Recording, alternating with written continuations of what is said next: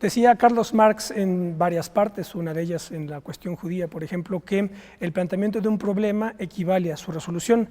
¿Acaso ya ha tenido en mente Marx al escribir esto aquella tesis de Spinoza según la cual las ideas equivocadas o degeneradas se suceden las unas a las otras de manera necesaria?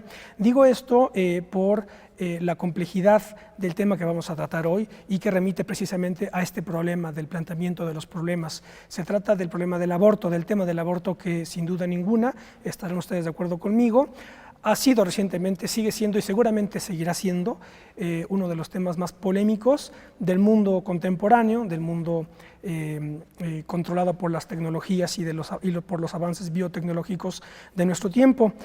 Pero por paradójico que parezca, un tema de tal complejidad muchas veces es tratado con un simplismo galopante, casi siempre irritante, de tal suerte que vamos a tratar hoy de ver algunos de los aspectos de este problema para tratar de mirar más claves del mismo. Quédese con nosotros, esto es Plaza de Armas.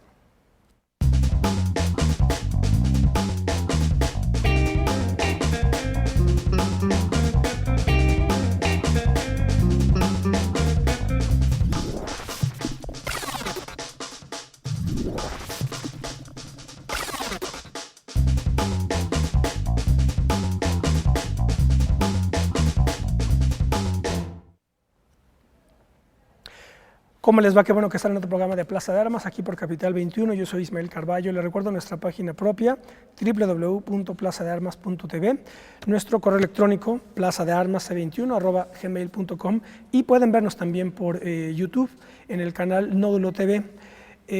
Ahí están, tanto en la página como en YouTube, están todos los programas que llevamos desde 2009 hasta el día de hoy. Digo esto sobre todo porque nosotros iniciamos en Internet y solamente hace algunos meses estamos ya en televisión abierta, sí, bueno, en HD, ¿verdad? Así que pues quienes tengan interés en vernos pueden hacerlo tanto en la página como en YouTube. Bueno, voy a presentar primero a mi invitada y luego ampliar la introducción de un tema tan complejo como el del aborto. Está conmigo Marta Leticia Martínez de León. Hola, Leticia. Hola. ¿Qué tal? Leticia Martínez de León es licenciada en Ciencias Religiosas por la Universidad Pontificia de México, con el tema Pecado Original en los Poetas Malditos. Tiene una especialidad en liturgia por el organismo del Pontificio Consejo de las Comunidades Sociales y el seminario Maria Mater Ecclesiae. Cuenta con diversos estudios en derechos humanos y violencia contra la mujer, literatura surrealista y en asedia o tristeza espiritual en Santo Tomás de Aquino. Dentro de las artes ha estudiado música, piano y guitarra y ha sido curadora de arte para diversos artistas nacionales y extranjeros y festivales itinerantes a nivel nacional. En el marco de la escritura ha escrito y montado 2 obras de teatro experimental, Bajo la Alborada y Cuestión de Ser, y 2 monólogos para la sátira religiosa, Pecados en la Capital, y sus cuentos han sido incluidos en antologías de la UNAM, SOGEM y de la Unión Latinoamericana de Escritores. Forma parte de varios talleres de poesía, en fin, trabaja en una editorial religiosa, la editorial Progreso. Vamos a conversar con Leticia Martínez sobre esta cuestión del aborto y ahora les explicaré por qué quise organizar el programa con ella. Comentarles primero, y sobre todo para los que nos ven ahora en televisión abierta, voy a decir, ¿verdad? Pero es HD, es alta definición, pero bueno, es televisión abierta. Aunque no tan abierta porque no todos tienen HD, ¿verdad? Sí. Yo incluido, pero bueno, en fin, se entiende que es televisión abierta. Les cuento que nosotros estamos realizando Plaza de Armas desde 2009 y ya van 3 programas, que por eso les recuerdo que se pueden ver en internet, 3 programas que ya hemos dedicado a temas tan polémicos, cruciales de hecho para el mundo contemporáneo, que son fundamentalmente aborto, eutanasia y pena de muerte o pena capital. En septiembre de 2009 realizamos un primer programa sobre aborto, eutanasia y pena capital. Después, en junio de 2011, realizamos otro sobre maternidad subrogada o úteros en alquiler, así le titulamos el programa.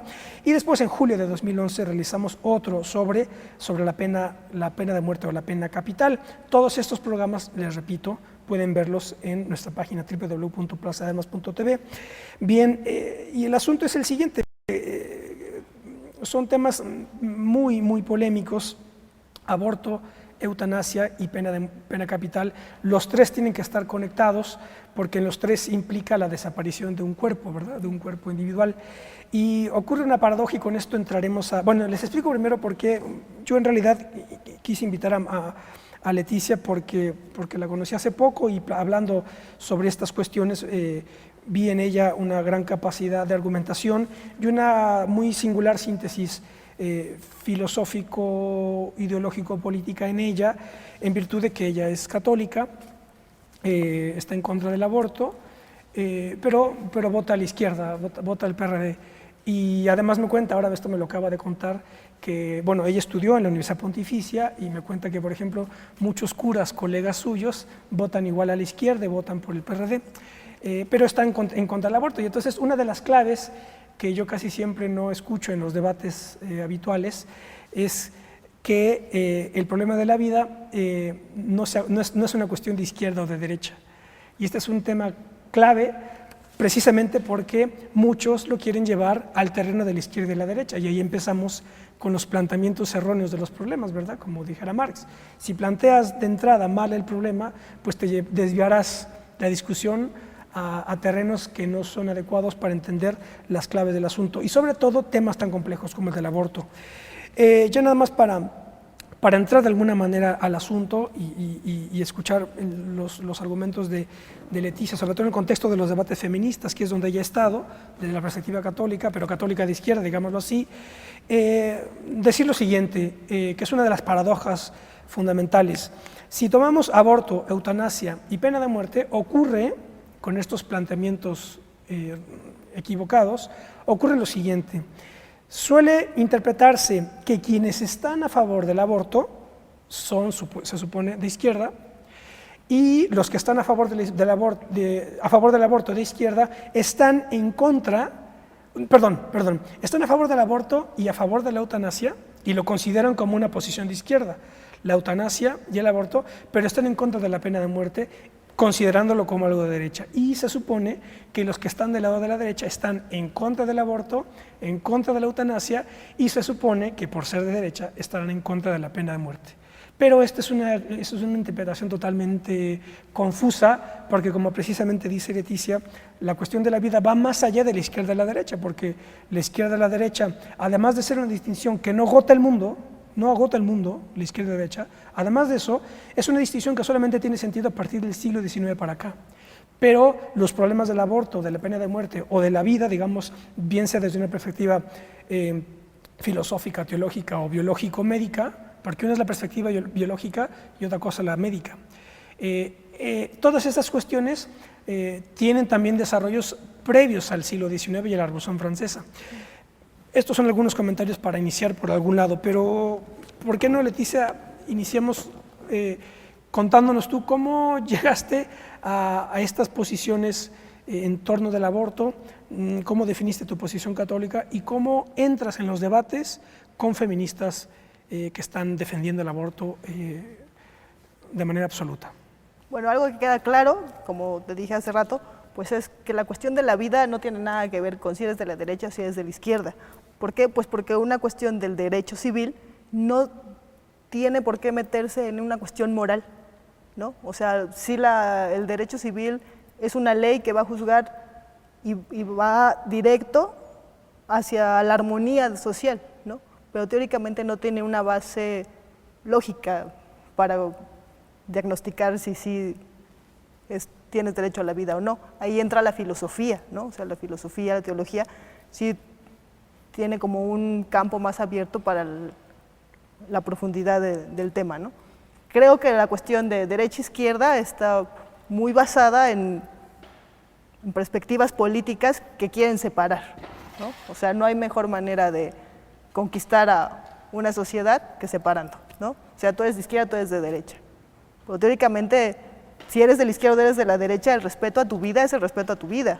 O sea, no porque seas de la derecha, entonces puedes tener acceso a medicinas, pero entonces como eres de la izquierda, pues entonces no, ¿no? O sea, creo que el respeto a la vida es la base de la armonía social, ¿no? O sea, sí puedes tener otro tipo de ideologías, pero, o sea, la cuestión moral, ética, va más allá de tu perspectiva política. como mujer católica, bueno, como mujer católica, mi religión me implica, dentro de mi ética cristiana, pues el respetar al otro, ¿no? El respetar lo que soy, el respetarme a mí misma y respetar la vida no nada más de las personas, de cualquier ser vivo, ¿no? O sea, tu cuerpo como un templo donde habita tu alma, que es, pues, donde está Dios, tu imagen, semejanza de Dios, de poder tener ese conocimiento, ¿no? La libertad de poder decidir, que es una responsabilidad muy grande, pues es base de la moral cristiana, ¿no? O sea, no se trata aquí de ser mocho, no, o sea, simplemente es decir, bueno, yo soy un ser creado por Dios, mi cuerpo es sagrado y todo lo que crezca en mí es sagrado, ¿no? O sea, y la sangre, como digo para los hebreos, que es como donde está el alma, donde está Dios, que es lo que otorga vida, pues tiene un lugar sumamente, pues sí, divino, ¿no? Que se debe de respetar y que no puedes romper, porque entonces la libertad se desvirtúa, ¿no? Y el aborto no se puede tomar como un anticonceptivo, ¿no? O sea, el aborto es algo muy serio que debe ser analizado, que debe de ser estudiado, que no se puede aceptar y no se puede otorgar una ley nada más porque sí o para obtener más votos, porque creo que es lo que ha pasado, ¿no? Porque se debe dar información, debe de haber gente preparada que pueda recibir adolescentes desesperadas que llegan, tengo 16, 17 años, ¿qué voy a hacer? Bueno, debe de haber gente, psicólogos y gente social, donde les den opciones. ¿Sabes qué? Hay congregaciones que adoptan a los niños, hay asociaciones civiles que te pagan el embarazo y todo el proceso y te reciben el bebé. ¿Por qué no les hablan, o en violación, por ejemplo, ¿no? Dicen, sí, ¿cómo es posible que quiera la iglesia que una niña o una persona tenga un hijo de un violador? Pero no les hablan de que aparte de que van a pasar por todo un proceso psicológico del daño de la violación, el proceso del daño por el aborto. O sea, es un doble golpe, choque, digamos, ¿no? sí. O sea, entonces, sí debe de haber como mucha información, mucho apoyo, porque si no hay un apoyo social, pues por supuesto que la persona que está en esa situación se va a sentir abandonada y lo primero que va a pensar es, voy a abortar. Pero lo que necesita la sociedad, pues es lo que dice el Génesis, o sea, ¿dónde está tu hermano? Que le dice Dios a Caín.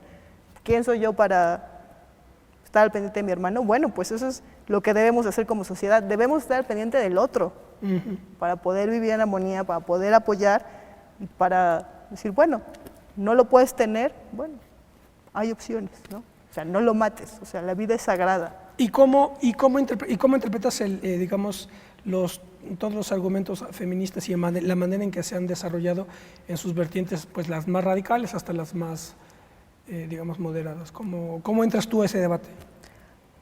Bueno, en realidad muchas veces fui invitada, porque a lo mejor por la facha, por los tatuajes, eso, piensan, no, pues es liberal, ¿no?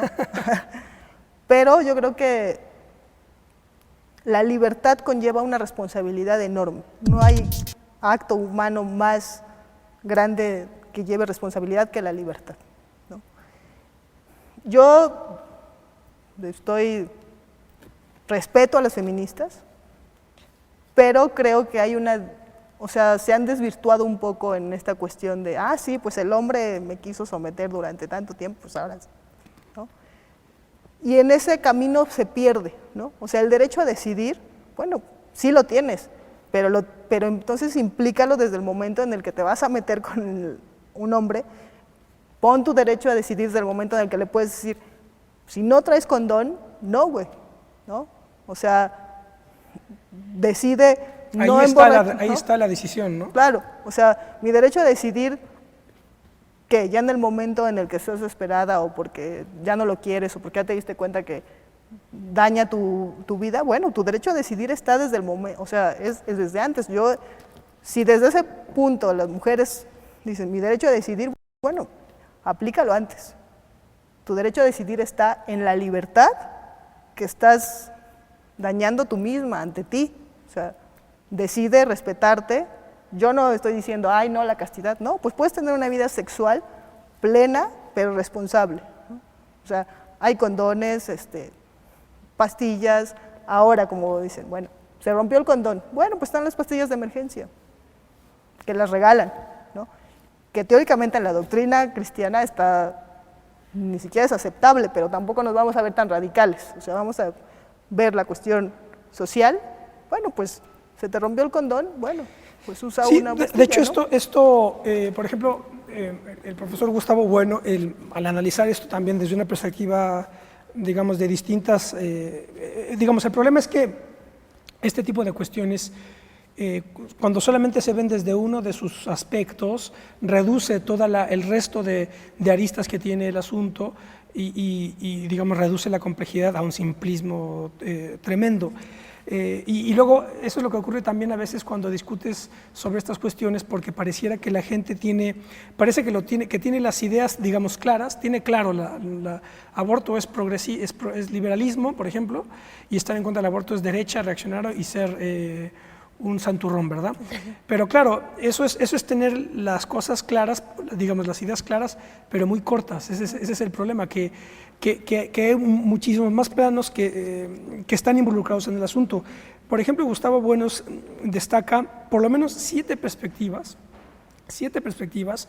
para interpretar el aborto. La perspectiva teológico-religiosa, fundamental, la perspectiva biológico-médica, porque claro, la idea de la vida desde el punto de vista biológico es distinto que el que tiene el médico. O por ejemplo, una malformación en la mano, ¿verdad? Si alguien nace con 6 dedos, por ejemplo, el médico inmediatamente, como la medicina funciona con arreglo a un canon humano, pues el médico inmediatamente verá la manera de modificar y cortar ese dedo para que quede 5. Pero la perspectiva biológica la ve, como es darwinista, pues la ve como una posible mutación biológica que no tiene que modificarla, sino ver cuál es el recorrido de esa. Entonces ahí ya la biología y la medicina tienen 2 maneras distintas de interpretar el cuerpo y la vida. Por tanto, un médico el aborto lo ve distinto que un biólogo. Segunda perspectiva. La tercera perspectiva es la antropológico-cultural. La cuarta es la que tiene que ver con la economía doméstica y la economía política. La quinta es la que tiene que ver con la política estatal y la política internacional, es decir, cuestiones de población, etc. La sexta perspectiva es la jurídica, sin duda, los distintos planos del derecho, y la séptima perspectiva, la ética moral. Es decir, son por lo menos 7 perspectivas para interpretar un problema tan complejo que cuando se lleva al terreno izquierda-derecha, derecho de la mujer a decidir sobre su propio cuerpo, y ahí no se mueve, entonces el asunto se reduce al mínimo y entonces todo queda confundido.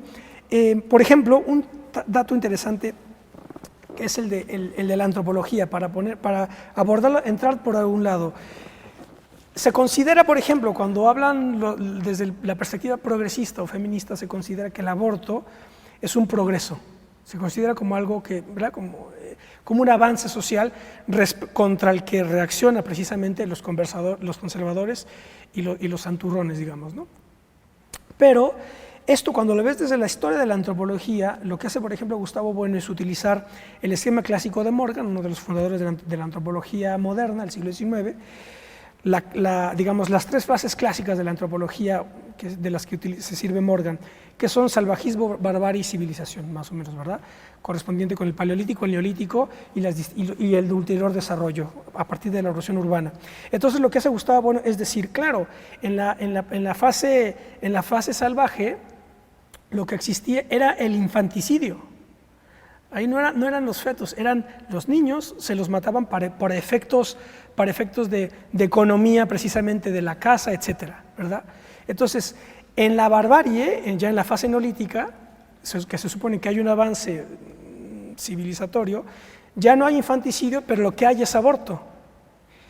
Y en la fase civilizatoria se supone que el avance sería precisamente la anticoncepción. O sea, ya a estas alturas de los avances tecnológicos ya no es procedente el aborto porque es tal el avance de los anticonceptivos, por ejemplo, que ya precisamente que alguien tenga que abortar no es signo de progreso, es signo de negligencia y de ignorancia, ¿verdad? Pero vamos a hacer un corte y volvemos con estos argumentos para para tratar de desentrañar tema tan complejo como el del aborto. No se vayan.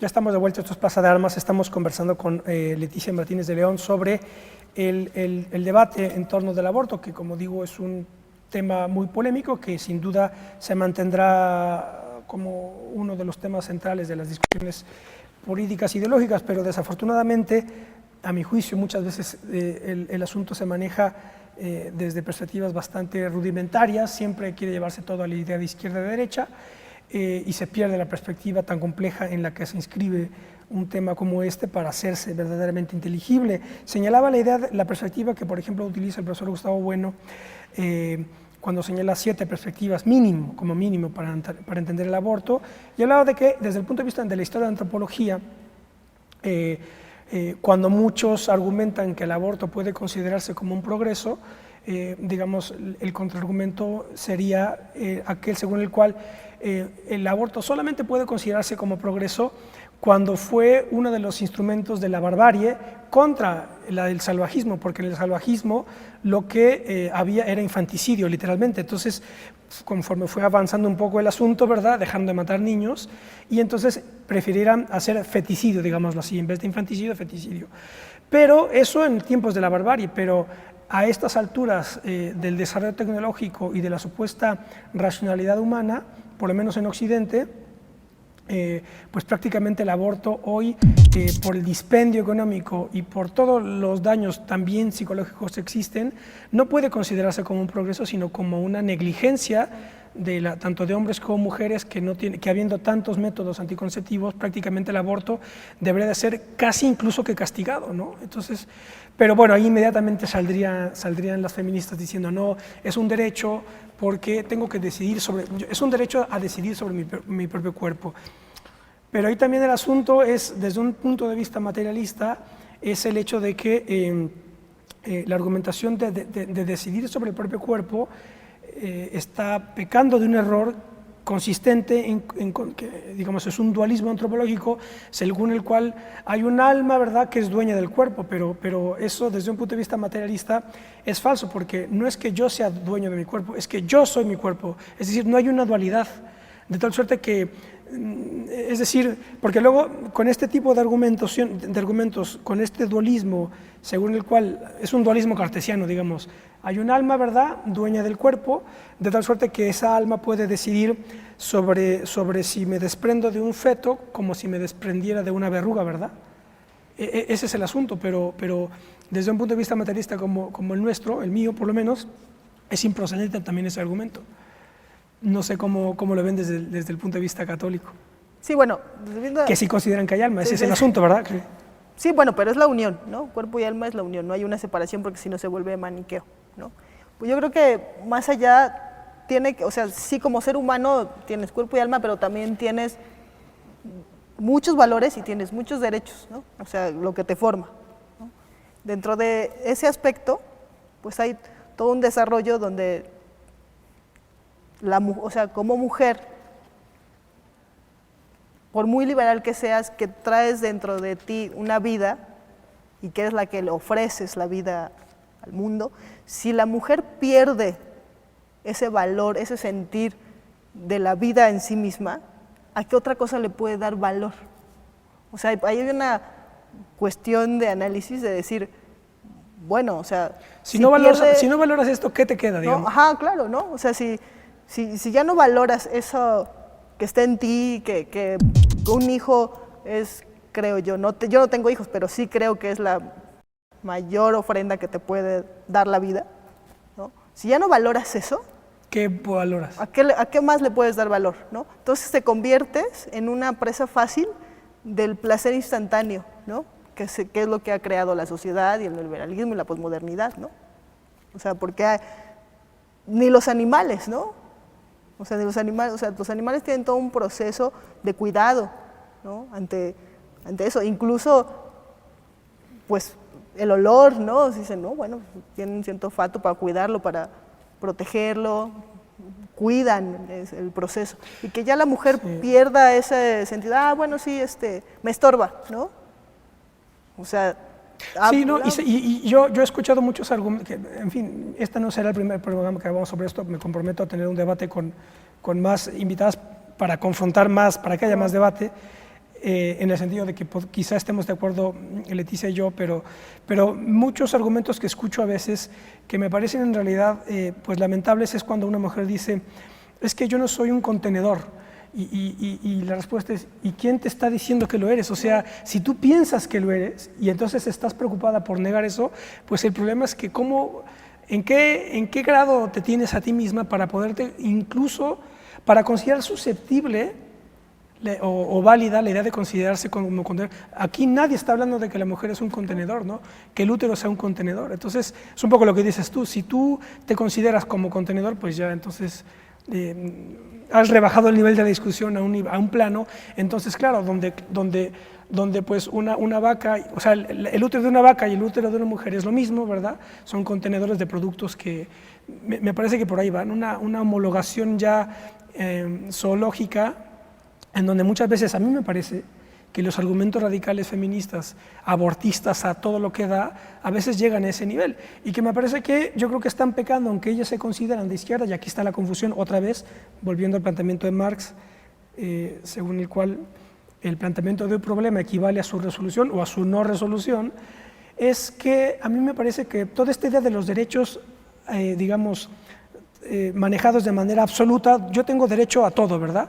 Me parece que lo que están haciendo es ser presas de la propia dinámica capitalista, aunque se quiera ver desde una crítica marxista, están ellos mismos incorporados en una lógica económica capitalista en donde ya todo es consumible, digamos. Yo ya puedo elegir tener un hijo o no tenerlo, ¿verdad? Adoptar o no adoptar, cómo puedo consumir esto o lo otro, puedo consumir religión, puedo consumir...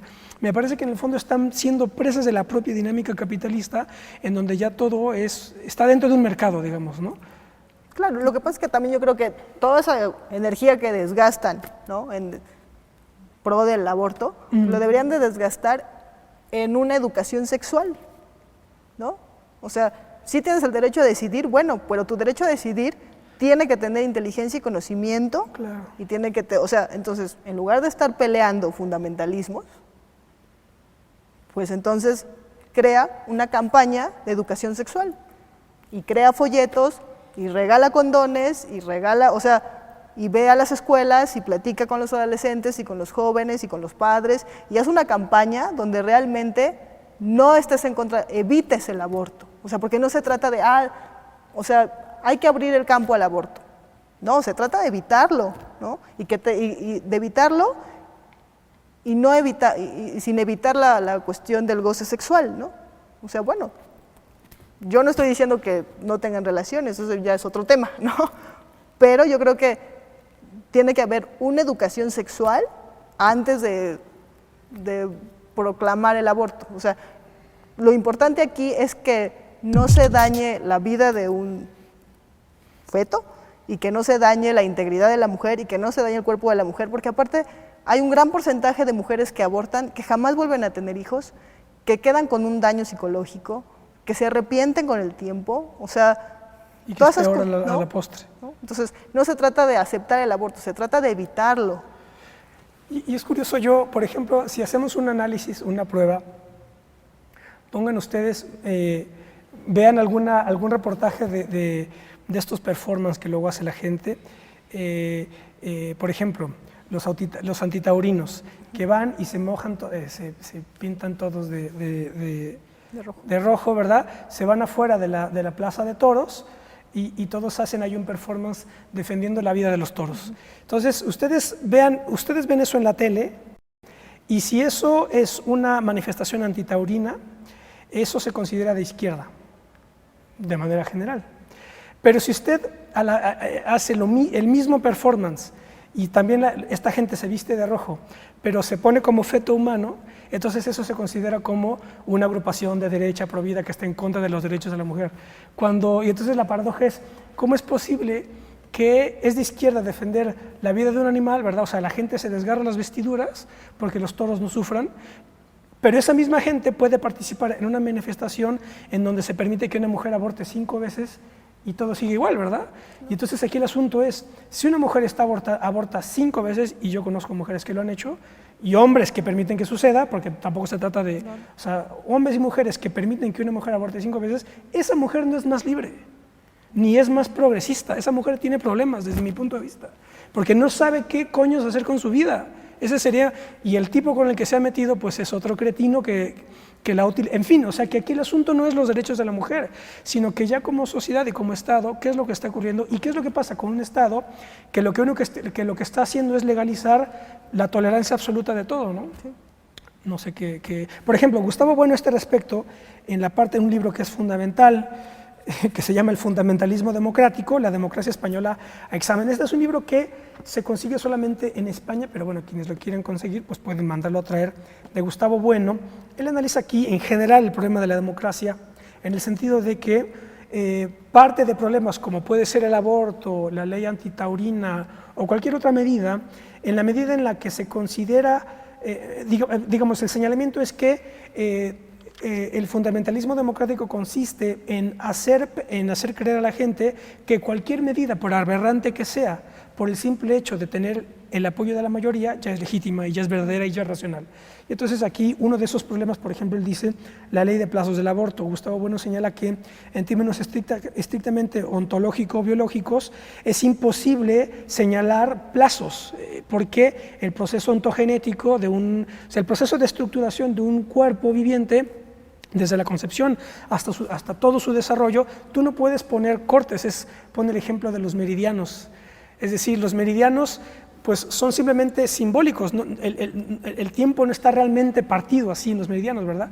Entonces, en el proceso ontogenético tú no puedes poner plazos. Entonces, de tal suerte, y aquí voy, una de las tesis que dice Gustavo Bueno es el siguiente, que habla de la identidad individual, ¿verdad? El problema de la identidad individual. ¿Cuándo existe un individuo como tal, verdad? Dice lo siguiente: la cuestión de la identidad individual del organismo, que va desarrollándose como germen, embrión, feto e infante, es decisiva en el debate sobre el aborto. Por ejemplo, desde la perspectiva de esta identidad numérica, los argumentos feministas basados en la hipótesis de un hijo no deseado se derrumban, porque la vida de ese hijo que tiene ya una identidad singularizada no tiene nada que ver con otra persona, aunque sea su madre, aunque otra persona, aunque sea su madre, lo desee o lo deje de desear. Es decir, si esa individualidad ya está constituida, da igual si la madre lo desea o no lo desea, eso no tiene sentido. Es asimismo inadmisible fundar el derecho de la mujer al aborto apoyándose en el supuesto de que la mujer es propietaria de su cuerpo y de sus excrescencias, como le hemos dicho ya, como si el embrión fuera una especie de verruga de su matriz, ¿verdad? Entonces me quito el aborto como si me quitara una verruga, ¿verdad? Que podrían eliminarse cuando no hayan sido deseadas. ¿Y qué le importa al germen, al embrión, al feto o al infante, que tienen una vida individual propia y autónoma respecto a la madre, el no haber sido deseado por ella? ¿Acaso puede un hijo asesinar a sus padres porque no desea tenerlos? Y aquí sigo con el argumento.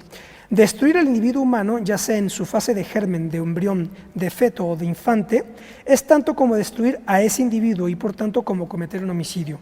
Y tan homicidio es el infanticidio como el feticidio o el embricidio. Dicho de otro modo, y aquí es donde quiero llegar, que esto es lo fuerte, digamos, este es el argumento, la prueba del ácido de los que apoyan el aborto radical. Dice, tan justificada como la legalización del aborto en la semana 14, estaría la justificación del aborto en la semana 35 o incluso la legalización del infanticidio. Esta es la tesis fuerte. Es decir, aquella mujer u hombre que esté a favor del aborto de manera radical y que no acepte ningún otro argumento, entonces está obligado también a justificar que se maten a los niños, porque si yo no deseo un niño a la semana o a los 7 meses, tampoco puedo no desearlo al año de nacido, ¿verdad? Entonces, si alguien va, digamos, se va hasta el fondo de manera radical con este argumento, entonces no puede criticar a quien esté a favor del infanticidio, ¿no? No sé qué pensarían desde su punto de vista.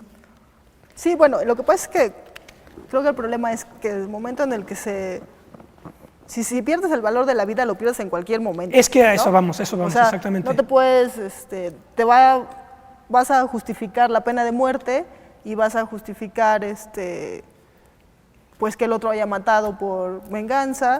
O sea, perdiendo el sentido de la vida, ya el ser humano ya pierde la dimensión. O sea, Sí. ni siquiera ya deja de ser humano. ¿no? Por eso el problema de izquierda y derecha, vuelvo a señalar eso, porque aquí el asunto es precisamente ya de orden filosófico, teológico, incluso antropológico, es decir, la manera en la que una ideología puede, digamos, desestructurar a tal grado una sociedad política que ya desde el plano antropológico todo ya pierde sentido. Y entonces ya, digamos que el asunto aquí es, ¿qué es aquello aquello que si ya no defiendo, da igual que ya no defienda cualquier otra cosa? Esa es la clave, ¿verdad? ¿Cuál es el mínimo de aquello que yo tengo que defender? Porque de lo contrario ya da igual todo lo demás, ¿no? Claro, y eso ya no es izquierda o derecha, me parece, ¿no? Me parece absurdo, o sea, los derechos fundamentales del ser humano, o sea, están así seas derecha, izquierda, lo que sea.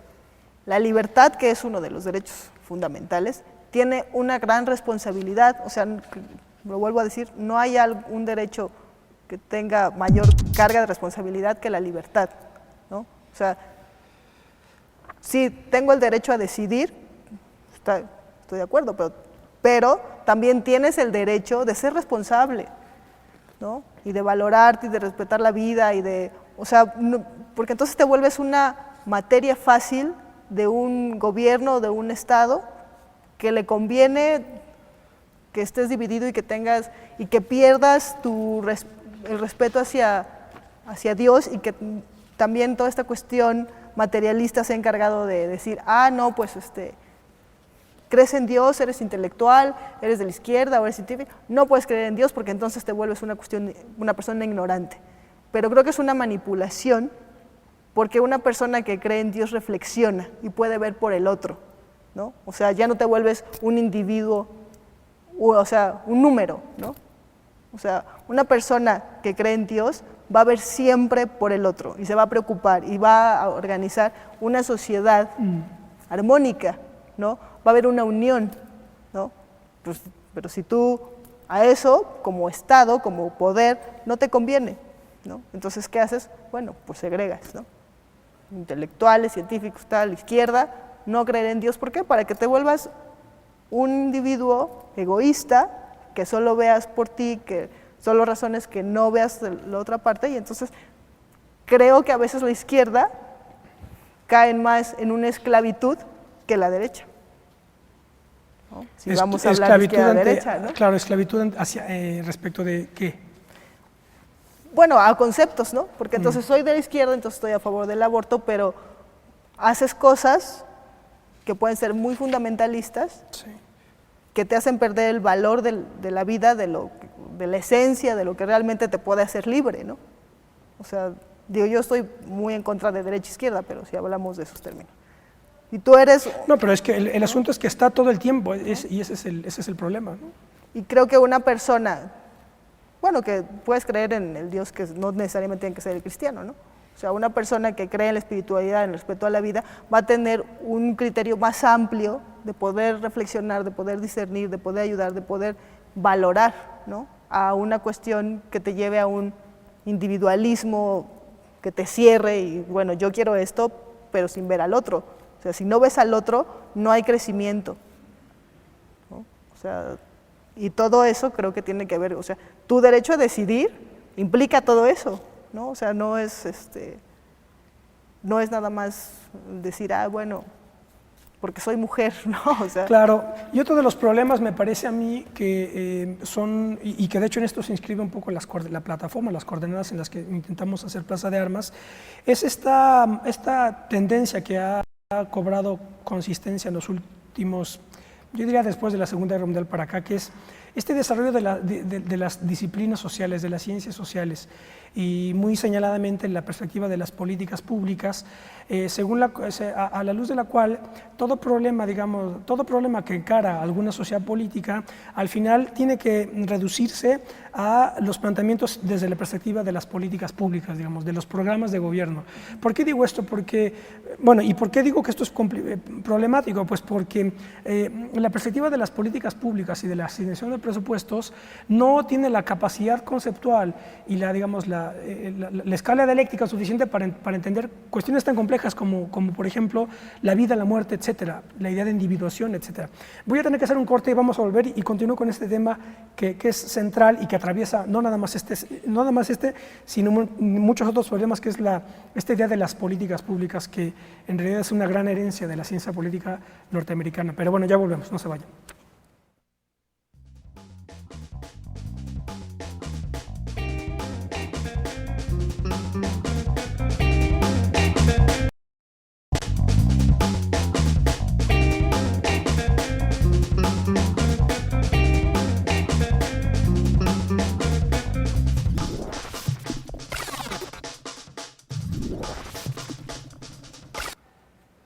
Ya estamos de vuelta, esto es Plaza de Armas, estamos conversando con Leticia Martínez de León sobre el problema del aborto.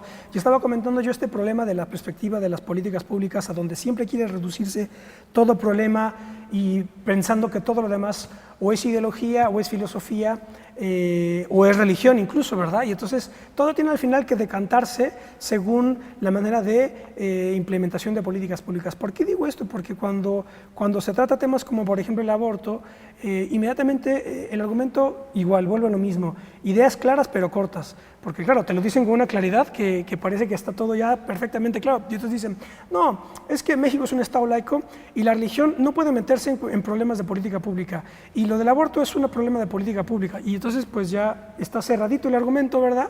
Y no hay manera de entrarle, pero el asunto aquí es que, pues por ejemplo, la idea de la vida, la idea de individuación, o la idea de muerte, pues ya no tiene que ver con políticas públicas, sino precisamente con plataformas filosóficas, o por ejemplo, plataformas filosóficas capaces de interpretar distintos desarrollos teológicos, bien sea la teología natural aristotélica o la teología dogmática, que después también se desarrolla con Santo Tomás, con una fecundidad dialéctica que no, pues ningún politólogo a lo mejor se entera, ¿verdad? Pero entonces, por ejemplo, una de las claves que tú señalabas al inicio, Leticia, que tiene que ver con la religión, y yo lo digo desde un punto de vista ateo radical, yo soy ateo, pero ateo católico, esa es la clave, porque por ejemplo, uno de los problemas que ya no lo ve alguien que quiera ver todo desde la perspectiva de las políticas públicas es, por ejemplo, la centralidad que se le da al cuerpo en el cristianismo, es decir, el corporeísmo cristiano, que no está de la misma manera desarrollado tanto en el judaísmo como en el islam.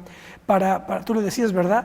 Desde tu perspectiva católica, que el alma está, ¿verdad? Que Dios está en el cuerpo, etcétera. Pues eso, visto desde un punto de vista ateo, lo único que diríamos es que la racionalidad es corpórea. O sea, que la razón está en el cuerpo, y ahí yo ya saco a Dios, ¿verdad? Porque soy ateo, pero la estructura cristiana o católica está en mi argumento. Es decir, la racionalidad es corpórea. El cuerpo, tú dirías, el cuerpo es el templo del alma, ¿verdad? Y yo diría, el cuerpo es racional. El cuerpo es racional, no nada más la mente, sino todo el cuerpo. Entonces, yo no puedo profanar el cuerpo porque ahí está la racionalidad es corpórea. Y entonces ahí ya es un argumento central para entender, por ejemplo, las defensas que hace un católico contra el aborto, porque el cuerpo es sagrado, etcétera, ¿verdad? Entonces, tú, desde un punto de vista ateo, puedes entender perfectamente que el corporeísmo católico está trabajando en los argumentos contra el aborto. Entonces, ahí ya tiras por la borda los argumentos que no quieren dejar que entre la religión en los argumentos de políticas públicas, etcétera, ¿no?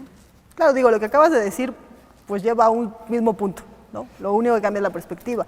Ahora, creo que la persona que dice que la religión no debe mezclarse en política, pues no sabe de historia universal para empezar. Y aparte muestra una gran ignorancia, ¿no? No sabe de historia universal porque esto nadie lo puede sostener, ¿verdad? Que la religión no tiene que ver. Si toda la historia universal nos explica sin los conflictos religiosos, ¿verdad? Y entonces una de las trampas modernas es pensar que la trampa moderna ha sido pensar que la religión se remite al plano individual privado, cada quien puede profesar su religiosidad y asunto arreglado. Falso. Si todas las guerras, incluida la última, ¿verdad?, la de las Torres Gemelas, no se explica sin los problemas religiosos. Entonces tú no puedes ser neutral al respecto, pero te interrumpí. No, bueno, porque aparte la religión es política, o sea, si lo vemos desde el punto de vista cristiano, o sea, católico, bueno, pues si ves a Jesús, Jesús fue un hombre que utilizó la política porque se rebeló ante las políticas de los romanos y del Sanedrín y de todo que estaba dañando la justicia del pueblo, ¿no? O sea, no puedes decir que la religión no se puede meter, porque la religión creo que es la principal que se debe de meter en una cuestión política porque o sea, absorbe todas las cuestiones del ser humano, ¿no? Ahora, los religiosos, los sacerdotes, son hombres muy cultos, ¿no? Entonces a mí se me hace absurdo que dicen, bueno, le preguntan a una artista de Televisa sobre un problema político, pero no quieren que el sacerdote que habla 20 idiomas y tiene 3 doctorados no opine, ¿no? Sí, claro. Entonces les interesa más la opinión de de cualquier artista, ¿no?, de la farándula. ¿Y qué opinas sobre el aborto? Ay, pues sí, vive el aborto, ¿no? Pero opina un obispo, que es un hombre realmente culto, no puede, y entonces, es que cómo, ¿no? O sea, eso es absurdo, ¿no? O sea, claro, realmente creo que ahí también hay un daño del intelecto. ¿Y sabes qué? ¿No? Y lo que ocurre desde mi punto de vista, y con todos los respetos, este problema cuando la gente no quiere que no se meta en la iglesia es por debilidad conceptual. Yo no tengo problema con discutir con nadie porque tengo perfectamente claras mis coordenadas, ¿verdad? Ateas, católicas, etcétera, pero católicas, porque una cosa es ser ateo en el mundo musulmán y otra cosa es en el mundo protestante. Solamente en ese sentido lo estoy diciendo. Sí. Es decir, aquí todo el mundo somos católicos, nos guste o no. ¿A qué me refiero? A que la catedral que está ahí en el Zócalo no es una mezquita. Es una iglesia, es una catedral católica, y eso va más allá de que tú creas o no en Dios, eso ya no importa. Lo que implica esa catedral es que toda esta sociedad se organizó, para bien o para mal, eso ya está, eso se puede discutir en nuestro contexto. Lo que implica esa catedral es que estamos incorporados a un despliegue universal con todo un desarrollo histórico, ideológico, intelectual, teológico, filosófico, que bueno, que ya con el simple hecho de empezar a estudiártelo, pues ya tienes toda la vida para entenderlo. Por eso es tan burda el simplismo con el que muchos dicen, como tú dices, que opine el intelectual literato ahí, ¿verdad?, que se lee tres novelitas, ¿verdad? Por ejemplo, Carlos Monsiváis, a quien, en fin, me merece pues un respeto personal, pero intelectualmente pues para mí no es ningún referente. Entonces, todo el mundo está diciendo, no, porque Carlos Monsiváis, pero ningún cura que tenga 3 doctorados en filosofía o en teología no puede opinar porque somos Estado laico, cuando seguramente el teólogo que se leyó todo Hegel y todo Santo Tomás le da 4 vueltas a Monsiváis para entender, por ejemplo, el hilemorfismo aristotélico o el tratamiento que hace del hilemorfismo aristotélico Santo Tomás, ¿verdad? No, pero aparte es absurdo porque dicen, por ejemplo, bueno, la Iglesia no puede opinar en el aborto, pero sí puede cuidar a los huérfanos, y sí puede estar en las cárceles, y sí puede cuidar a los idosos. Entonces, o es política o no, porque teóricamente todo eso que hace la Iglesia tiene una base de un pecado social, por decirlo así, en el que el Estado se ha lavado las manos y lo ha dejado, bueno, pues sí, es que hay monjas, ¿no? O sea, pero teóricamente tiene que haber hay una cuestión política. Entonces, sí hay un Estado laico para lo que le conviene, ¿no? O sea, no puede opinar sobre el aborto, sobre la sexualidad, pero sí puede cuidar a los ancianos, sí puede cuidar a los homosexuales enfermos, sí puede irse a sacerdotes, misioneros que entregan sus vidas. Entonces, ¿qué pasó? ¿no? Entonces, ¿dónde está la coherencia, no? Claro. O sea, entonces, ¿por qué tomar a la Iglesia a la conveniencia política? Sí. ¿No? O sea, y hay una... ¿Sabes? A mí la bronca es la masonería, para mí. Y yo creo que la gente no se da cuenta de esto. Yo creo que no tienen claro el peso que ha tenido la masonería, sobre todo, evidentemente, en el siglo XIX. En fin, no nada más desde México. El mundo occidental no se entiende sin la masonería. El mundo occidental, a partir del siglo XIX, no se entiende sin la masonería, pero en sus distintas corrientes. Entonces, yo siempre a veces digo que yo no soy anticlerical. Yo soy materialista, ateo, de formación marxista. Pero por materialista soy católico, porque el materialista sabe que hay contenidos en el mundo, y entonces el materialista tiene que atenerse a esos contenidos y optar entre uno u otro, desde un punto de vista dialéctico. Y entonces yo digo que yo no soy anticlerical, fundamentalmente porque no soy masón. Claro. Y luego la gente yo creo que no lo entiende, pero no se da cuenta que todo el anticlericalismo del 19 y del 20, evidentemente que tiene conexiones políticas precisas. La Iglesia Católica tuvo posiciones de apoyo a ciertas corrientes políticas determinadas, pero ahí está el asunto, que no se puede separar. Y entonces, claro, en fin, la independencia y la reforma ya tuvo lugar. Yo no quiero echar la historia para atrás. Y entonces yo no tengo ningún odio anticlerical, sobre todo porque cuando ves las cosas desde la perspectiva de la historia de la filosofía y sobre todo de la historia de los sistemas filosóficos, tú no puedes obviar la historia de la escolástica, sencillamente. Entonces cuando alguien otra vez te dice que la iglesia es la oscuridad, pues no sabe de lo que habla, porque cuando tú lees historia de la filosofía, es decir, en una facultad de filosofía, tú no pasas el curso de concreto si no estudias toda la escolástica, y cuando te la estudias te das cuenta de la potencia que hay ahí, ¿verdad? Claro. Entonces ese es uno de los problemas del mito ilustrado que también aquí después se podría estudiar. Y otro comentario en otro programa, y otro de los asuntos interesantes que tú señalas, Leti, es el del papel que tiene la Iglesia en estas misiones sociales que hace, pero también político-ideológicas, porque yo en permanentes discusiones, cuando me dicen, no, es que la Iglesia en bloque es la derecha, falso, porque ¿qué hacemos con todos los curas revolucionarios? Por ejemplo, yo he hecho aquí programas, hice programas con invitados de la Liga Comunista 23 de septiembre, que es la guerrilla de los 70, que se organiza en función del asalto a Cuartel Madera el 23 de septiembre del 65, y ellos me contaban ellos que muchos de los radicales de la guerrilla eran jesuitas, sí. Precisamente.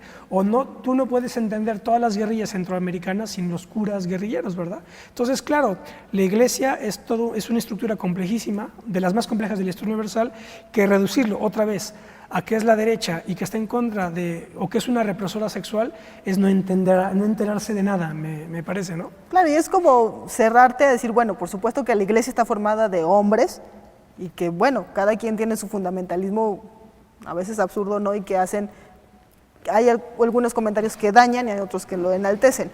Pero si algo debe tenerse claro es que la Iglesia Católica está basada en las enseñanzas de Jesús, ¿no? O sea, la Iglesia Católica, aparte, no nada más es el clero, o sea, la Iglesia Católica somos todos los que nos decimos católicos, o sea... Sí, eclesía es Asamblea Católica Universal, ¿no? Asamblea Universal. Entonces, sí, o sea, desde mi punto, yo soy una mujer católica, ¿por qué? Porque creo en las enseñanzas de Jesús, ¿no? Por supuesto que la Iglesia trata de desarrollarlas, que tiene sus errores, sí las tiene, pero también creo que tiene demasiados aciertos y que no puede alejarse, no se puede pedir que la religión se aleje de la política. O sea, eso no se puede pedir. No. Sí, bueno, y el asunto, el problema fundamental desde el punto de vista mío, por ejemplo, que es el ateo materialista, es que desde nuestra perspectiva, el ateísmo es una posición estrictamente filosófica, es decir, solamente son ateos, el ateísmo solamente puede defenderse desde un punto de vista filosófico. Entonces, no puedes, es pura ingenuidad idealista, es puro idealismo histórico pensar que la gente va a asumir un ateísmo como una posición existencial. Eso es ingenuidad. De tal suerte que precisamente por ateos, no podemos, ignorar el peso que tienen las religiones en el mundo, sobre todo en el mundo contemporáneo. Esa es la clave. La clave es que, porque discutiendo con gente de izquierda, siguen pensando o por lo menos no saben procesar que la Unión Soviética colapsó y que el ateísmo científico que la Unión Soviética quiso llevar adelante colapsó todo colapsó, digamos. Entonces, uno de los digamos, en el balance que se tiene que hacer de los marxistas y de los materialistas es que la religión no es un epifenómeno que se borra fácilmente con lecciones de ateísmo científico, porque cayó la Unión Soviética, pero las iglesias siguen avanzando.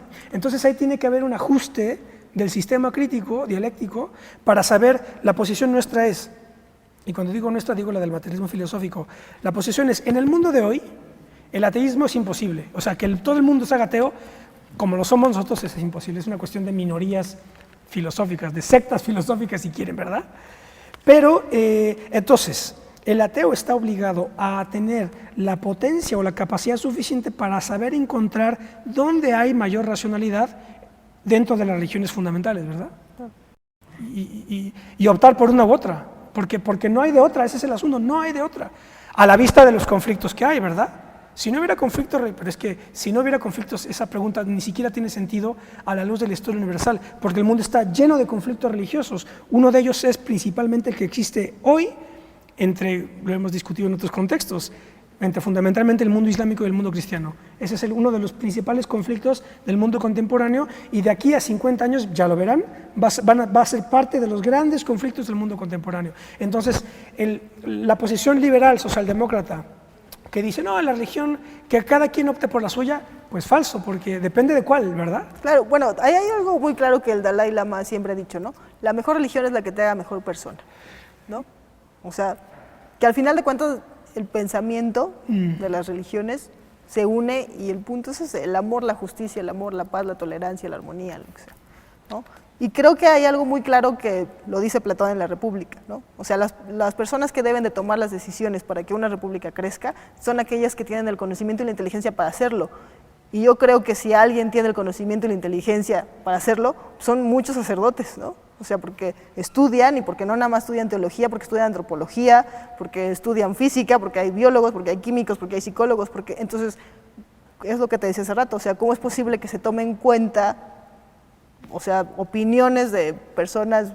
Yo no tengo nada contra las actrices, pero o sea, que realmente no deberían de opinar porque influyen, o sea, porque influyen a los jóvenes, y que se les niegue a los hombres cultos abrirles la mente a las personas. Eso, ¿no? Es muy, muy importante. O sabes lo que pasa también con los literatos, porque ahora lo que pasa es que los premios Nobel son los que dan los que tiran línea, digamos, ¿verdad? Carlos Fuentes, Vargas Llosa, todos los premios Nobel, ¿verdad? Saramago, todos.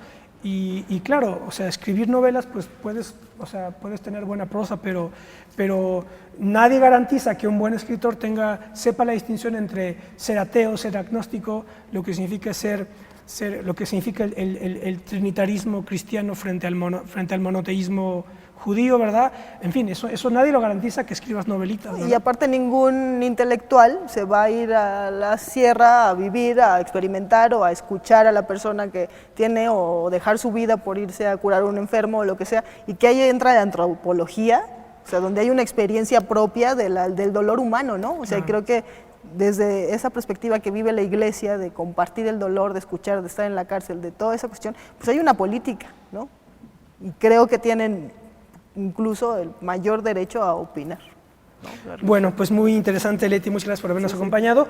Y bueno, les prometo que esta es apenas la primera introducción, bueno, no es el primer programa que hacemos sobre ello, pero haremos más para mantener aquí una mesa, ahora sigue permanente, porque este tema evidentemente que sigue, y habrá que ver cómo salimos de la caverna, que era la divisa que Platón, la tarea que Platón asigna al filósofo: salir de la caverna, mirar el mundo detrás de las sombras, que son las ideologías, y volver a la caverna. Nos vemos la próxima, hasta pronto.